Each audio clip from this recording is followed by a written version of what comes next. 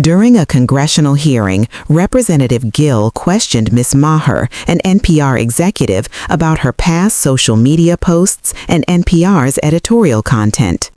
Gill accused Maher and NPR of promoting left-wing and Marxist-influenced ideas, citing tweets about white supremacy, reparations, and looting during the 2020 protests.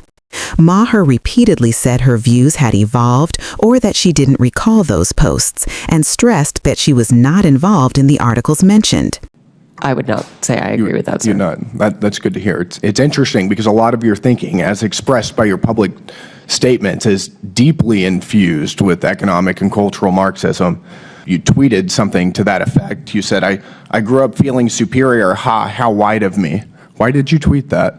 I think I was probably reflecting on what it was to grow up in an environment where I had lots of advantages. It sounds like you're saying that white people feel superior. I don't believe that anybody feels that way, sir. Gill. Thank you, Chairwoman Green, and I apologize, I'm getting over a cold, so I'm losing my voice here. Ms. Maher, I want to start with you. Just generally, would you say you generally agree or disagree with the following statement? The history of all hitherto existing society is the history of class struggles? I would not say I agree with that, sir. You're not. That's good to hear. It's interesting because a lot of your thinking, as expressed by your public statements, is deeply infused with economic and cultural Marxism. Do you believe that America is addicted to white supremacy? I believe that I tweeted that, and as I've said earlier, I believe much of my thinking has evolved over the last half decade. It has evolved. Why did you tweet that? I don't recall the exact context, sir, so I wouldn't be able to say. Okay. Do you believe that America believes in black plunder and white democracy? I don't believe that, sir. You tweeted that in reference to a book you were reading at the time, apparently, The Case for Reparations. I don't think I've ever read that book, sir. You tweeted about it. You said you took a day off to fully read The Case for Reparations. You put that on Twitter in January of 2020. Apologies, I don't recall that I did. Okay.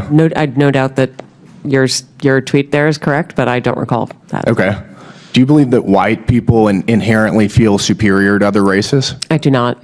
You don't? You tweeted something to that effect. You said, I grew up feeling superior. Ha, how white of me. Why did you tweet that?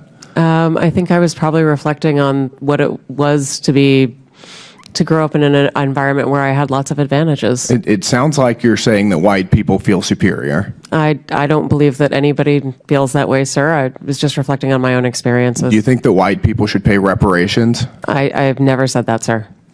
Yes, you did. You said it in January of 2020. You tweeted, yes, the North, yes, all of us, yes, America, yes, our original collective sin and unpaid debt, yes, reparations, yes, on this day. I don't believe that was a reference to fiscal reparations, sir. What kind of reparations was it a reference to? I think it was just a reference to the idea that we all owe much to the people who came before us. That's a bizarre way to frame what you tweeted.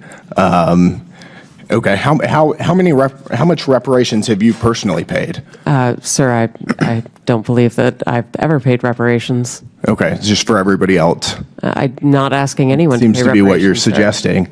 Do you believe that looting is morally wrong? I believe that looting is illegal, and I refer to it as counterproductive. I think it should be prosecuted. Do you believe it's morally wrong, though? Of course. Of course. Then why did you refer to it as counterproductive? It's a very different way to describe it. It is both morally wrong and counterproductive, as well as being illegal. You tweeted, it's hard to be mad about protests in reference to the BLM protests, not prioritizing the private property of a system of oppression.